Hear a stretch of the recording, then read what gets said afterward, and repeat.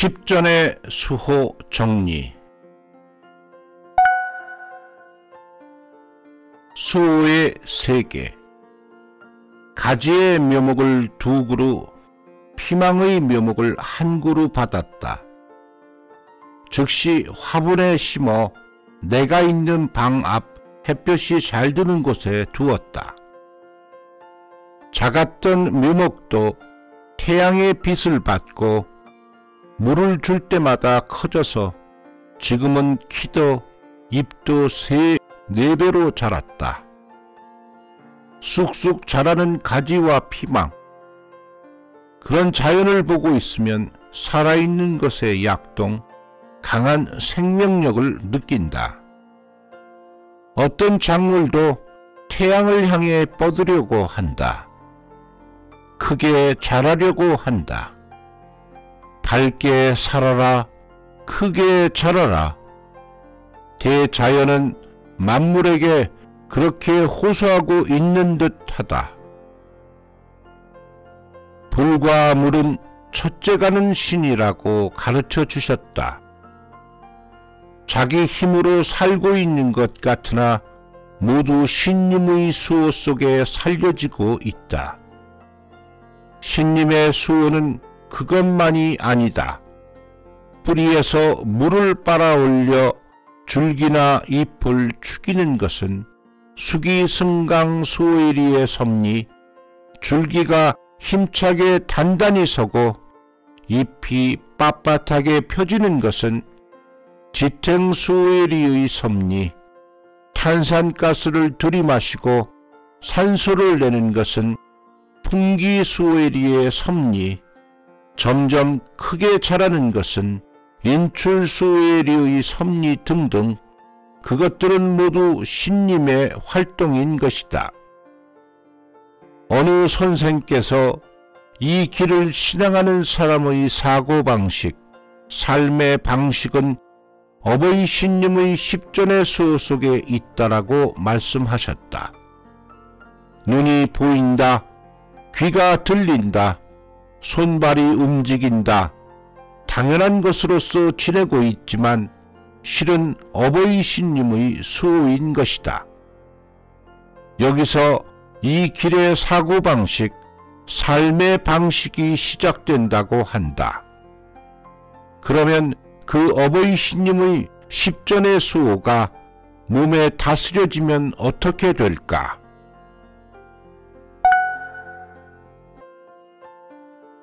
감사의 마음. 우선 뭐니뭐니 해도 감사의 마음이다. 어떤 가르침이든 감사의 마음의 중요성은 가르치고 있다.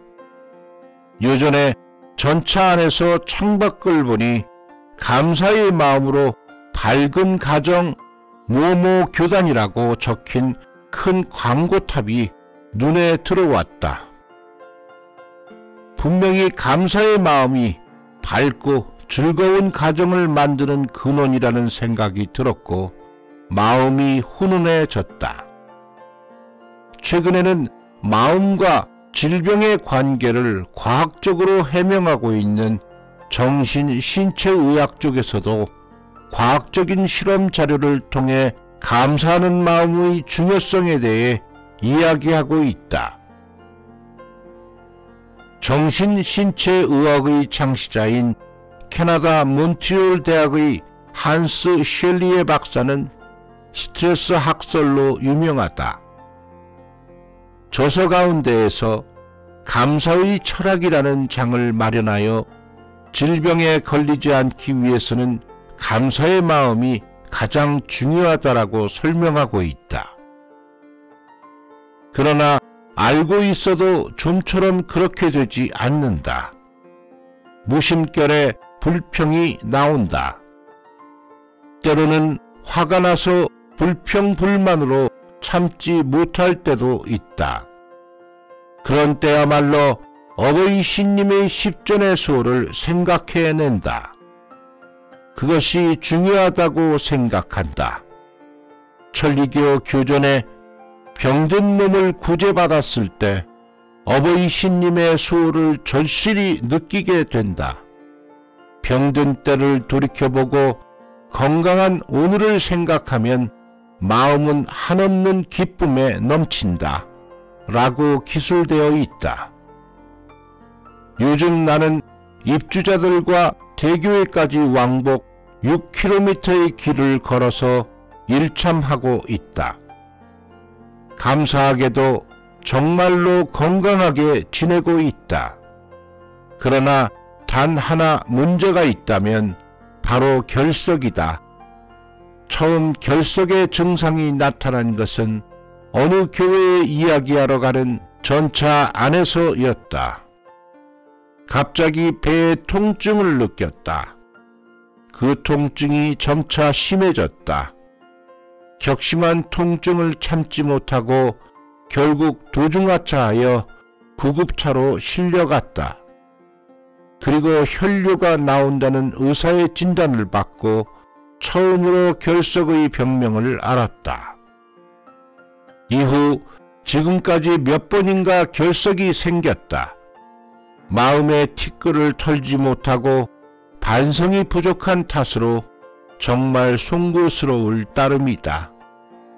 이마에 식은땀이 나고 창자를 쥐어짜는 듯한 통증, 그것들은 모두 수훈으로 수호를 받았는데 아팠던 그때를 돌이켜 생각하면 지금 이렇게 통증이 없는 것은 실로 감사하다.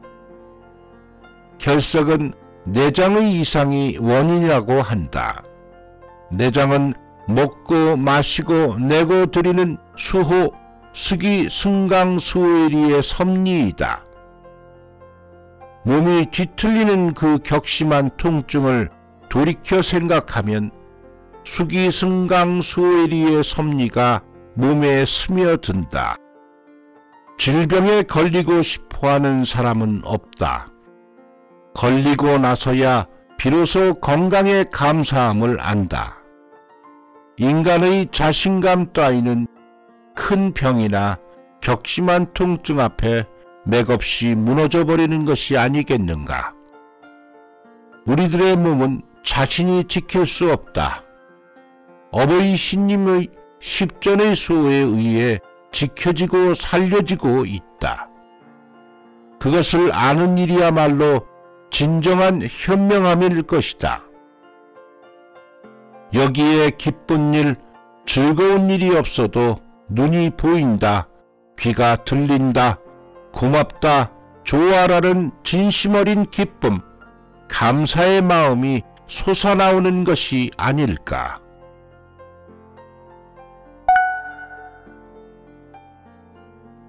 어떻게 살 것인가? 인간 어떻게 살 것인가? 이만큼 크고 심각한 문제는 없을 것이다. 어버이 신님께서는 즐거운 삶을 고대하시며 이 세상과 인간을 창조하셨다고 가르쳐 주셨다. 그러나 어떻게 살면 좋을지, 어떻게 하면 즐거운 삶이 될지 그것을 좀처럼 모른다.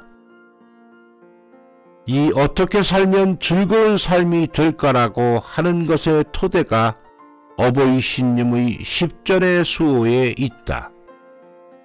자동차도 시계도 제조 공장에 가지고 가면 모든 것을 알 수 있다. 그 제조 방법을 알면 가장 확실한 수리 방법도 사용법도 알 수 있다. 인간의 제조원, 그것은 터전이라고 가르쳐 주셨다. 어떻게 만들어졌는지 그것이 이 길의 근본, 교리인 으뜸인 리이다. 그 으뜸인 리 중에 어버이 신님의 십전의 수호를 통해서 어떻게 이 세상과 인간이 창조되었는지를 밝히셨다. 그 만드신 방법, 또 도구, 본으로 사용된 진흙바다 속의 생물의 모습, 성격을 생각하면 어떻게 살 것인가에 대한 답이 떠오른다. 예를 들면 성장, 발전을 바란다고 가정하자. 그것은 인출수호의 수호로 모습은 검은 뱀이다.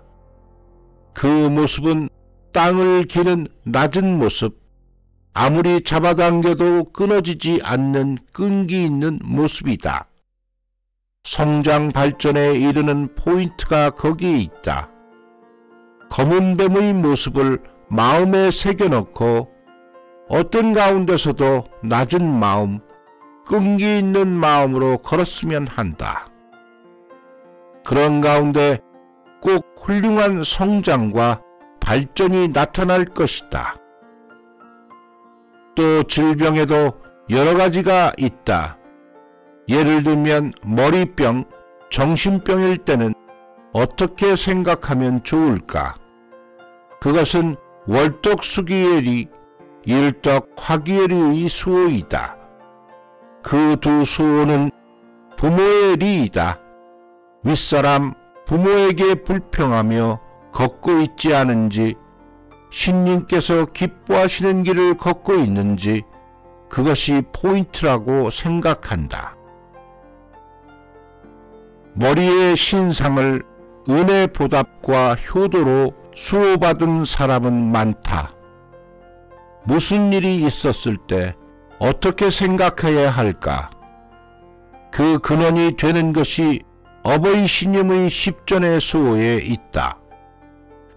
여기에서 덧붙여두고 싶은 것은 구절을 함에 있어서 그런 깨우침이 꾸짖는 도구가 되지 않도록 했으면 한다.